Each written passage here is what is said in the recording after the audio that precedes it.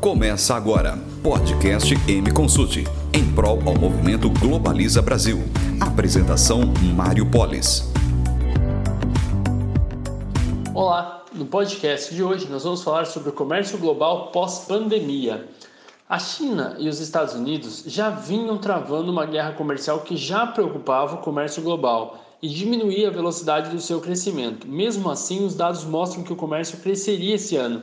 Só que com a pandemia, intensificou-se muito o conflito, com acusações de ambos os lados para culpar o responsável pela pandemia. E o resultado disso, expectativa de queda do comércio global para 1/3 em 2020.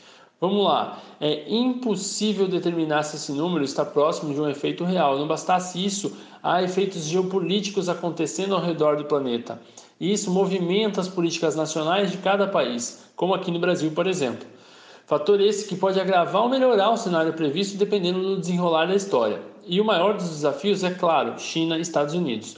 A guerra comercial que perdura nos últimos anos parecia ter recebido um cessar-fogo em janeiro.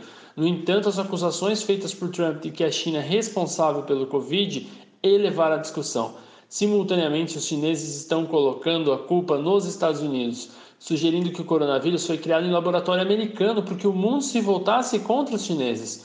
Resultado, dos 77 bilhões de comércio em que ambos estavam facilitando após o ajuste do acordo em janeiro agora desse ano, espera-se algo em torno de 40% só dessa etapa que seja realmente cumprido.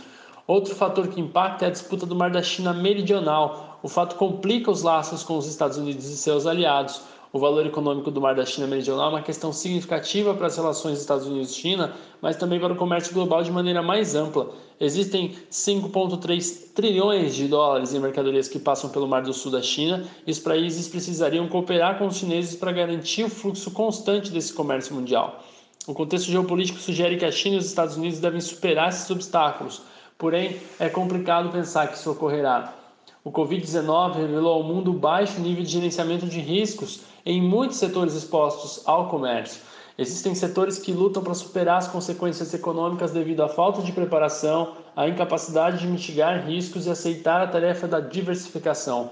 A falta de preparação deriva de um forte foco no recebimento de renda de uma única fonte, no caso a China, sem implementação de medidas apropriadas de mitigação de risco. Houve uma insistência teimosa de que as taxas de crescimento econômico da China acima de 6% nas últimas 3 décadas foram motivos suficientes para pensar que o comércio de bens e serviços continuaria sem interrupções. De fato, a história não é a mesma em todas as indústrias de países que têm relações comerciais significativas com a China. A indústria de mineração na Austrália, por exemplo, recebeu imensos benefícios das relações comerciais nos últimos anos e há antecipações positivas de que isso vai continuar mesmo com a pandemia. No entanto, outros setores, como por exemplo o turismo, demoraram a considerar a necessidade de diversificação muito antes da pandemia. Alguns indicadores revelaram ambiguidades sobre o crescimento contínuo das viagens de chineses para o exterior. Como outros países ocidentais, o número de turistas chineses que entraram nos Estados Unidos vinham caindo nos últimos anos.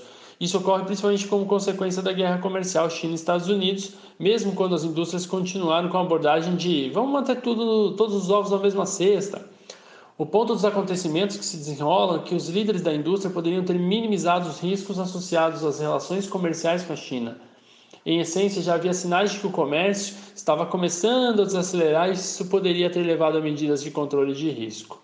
A falta de preparação provocou fortes críticas nas relações comerciais entre os dois países. Alguns críticos da abordagem econômica da China sugerem que o pós-Covid trará uma era de soberania econômica para eles, semelhante à crise migratória de 2015 e à crise financeira global.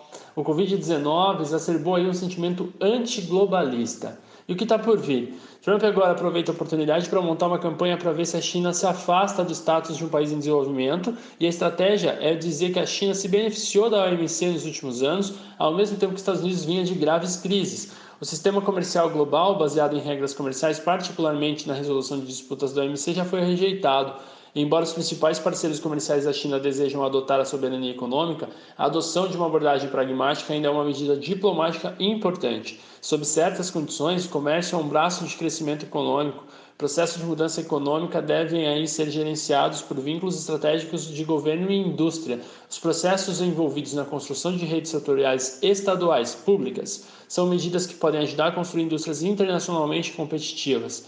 Dessa maneira, os países podem evitar uma gestão de riscos que ocorreu em muitos setores durante o curso do Covid. A coordenação traz desenvolvimento econômico forte e estável, mas isso nunca deve levar a uma regulamentação excessiva do governo. Até a próxima.